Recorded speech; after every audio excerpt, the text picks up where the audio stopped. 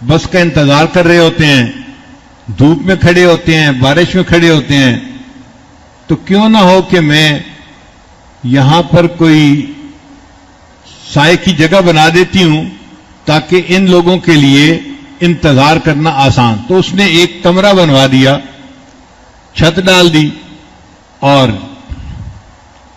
مہمانوں کو وہاں بیٹھنے کی، لیٹنے کی سہولت مل گئی۔ اب مہمان جو آتے تو وہ وہاں ٹھہرتے، گھنٹہ 2 گھنٹہ جو انتظار تھا، پھر چلے جاتے۔ پھر اس کے ذہن میں خیال آیا ان لوگوں کو پانی پینے کا بندوبست بھی کرنا چاہیے، کچھ کھانا کھلانے کا بندوبست بھی کرنا چاہیے، تو اس نے ان کے لیے کھانے پینے کا بندوبست بھی شروع کروا دیا۔ اب آپ کو پتہ ہی ہے کہ ہم جیسے جو مفت خورے ہوتے ہیں نا، ان کو مفت میں روٹی مل جائے کہیں تو وہ پلاننگ ہی ایسے کرتے ہیں کہ یہاں سے جائیں گے اور فلاں جگہ رات گزاریں گے، کھانا کھائیں گے اور صبح پھر آگے جائیں گے۔ رش بڑھنا شروع ہو گیا۔ اب کھانا کھانے والے 200-300 تک پہنچ گئے۔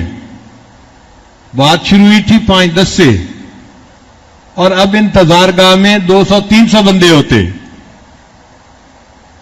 مگر کھانا پکایا جاتا اور ان کو دیا جاتا۔ اب کچھ لوگ جو ہوتے ہیں نا، وہ بڑے خیر خواہ ہوتے ہیں، اللہ ہی ان سے نمٹے، ان بیچاروں کو ہضم نہیں ہوتا یہ سب کچھ۔ اب انہوں نے دیکھا کہ بھئی روزانہ اتنا پیسہ خرچ ہو رہا ہے، یہ عورت کھانا بنوا رہی ہے اور 200 بندوں کو کھانا کھلا رہی ہے۔ وہ اس کے خاوند کے پاس گئے، سناؤ بھائی، درخت سے کہیں پتے اتار کے لاتے ہو پیسے جو تمہارے پاس کمی نہیں ہے؟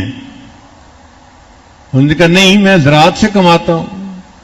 دیکھو تمہاری بیوی تو ایسے پیسہ لٹا رہی ہے، 200-300 بندوں کو ہر رات کھانا کھلاتی ہے، یہ تو تمہیں کنگال کر کے ہی رہے گی۔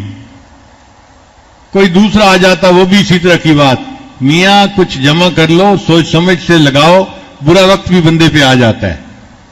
اب ادھر سے کوئی مشورہ، ادھر سے کوئی مشورہ، وہ بندہ اتنا تنگ آ گیا کہ ایک دن اس نے فیصلہ کر لیا کہ اب میں یہ مہمان خانہ جو ہے ختم کر دوں گا۔ اس نے آرڈر دے دیا، آج کے بعد ہم کسی کو کھانا نہیں کھلائیں گے۔ جب اس عورت کو یہ خبر ملی تو وہ بڑی غمزدہ ہوئی، مگر اس نے اپنے خاوند سے کوئی جھگڑا نہیں کیا۔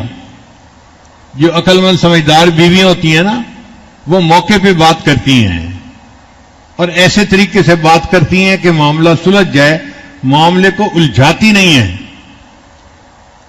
چنانچہ وہ غمزدہ بیٹھی تھی، ڈپریس تھی۔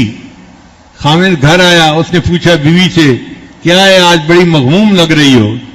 انہوں نے کہا بس آج دل بہت غمزدہ ہے میرا، کہیں دل نہیں لگ رہا، بہت طبیعت بیزار ہے۔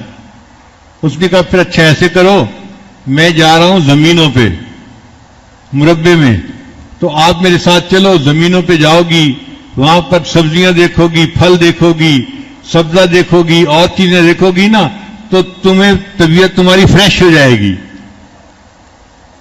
اس نے کہا ٹھیک ہے۔ چنانچہ بیوی اپنے خاوند کے ساتھ زمینوں پہ چلی گئی۔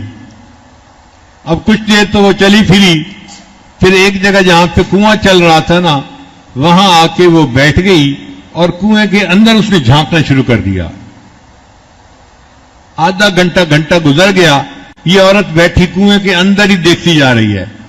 تو خاوند اپنا کام سمیٹ کے آیا، اس نے کہا اللہ کی بندی کیا کر رہی ہو، اتنی دیر سے ایک ہی جگہ بیٹھی ہو؟ اس نے کہا بس میں دیکھ رہی ہوں یہ خالی ڈول اندر جا رہے ہیں اور پانی سے بھر بھر کے واپس آ رہے ہیں، کوئی ڈول خالی نہیں آتا، جو خالی ڈول اندر جاتا ہے وہی بھر کے واپس آتا ہے۔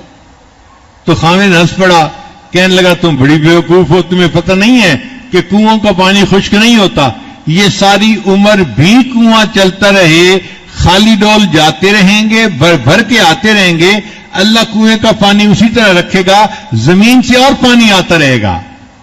اس نے کہا اچھا کنویں کبھی خشک نہیں ہوتے؟ اس نے کہا نہیں خشک نہیں ہوتے۔ اس نے کہا پھر اللہ نے تمہارے گھر میں بھی ایک کنواں جاری کر دیا تھا، تمہیں کیوں ڈر لگا کہ وہ کنواں خشک ہو جائے گا اور اس کا پانی ختم ہو جائے گا؟ خاوند کو بات سمجھ آ گئی، اس نے فیصلہ کیا میں مہمان خانے کو چلاتا رہوں گا۔ وہ عورت جب تک زندہ رہی پوری زندگی 200-300 مہمانوں کا کھانا روزانہ کھلاتی رہی اور اللہ اس کے خاوند کو رزق دیتا رہا.